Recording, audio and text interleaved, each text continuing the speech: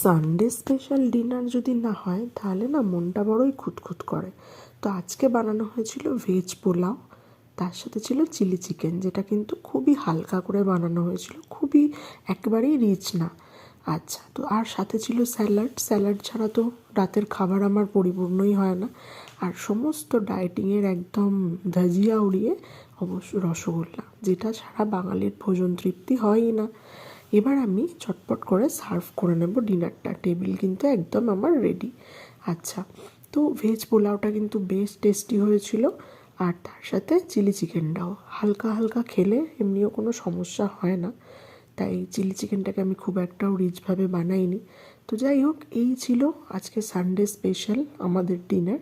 তোমরা কি খেলে সেটাও কিন্তু আমাদের জানিও। আর আমাদের পুরো ভিডিওটা ভালো লাগলে অবশ্যই একটা লাইক করে দিও।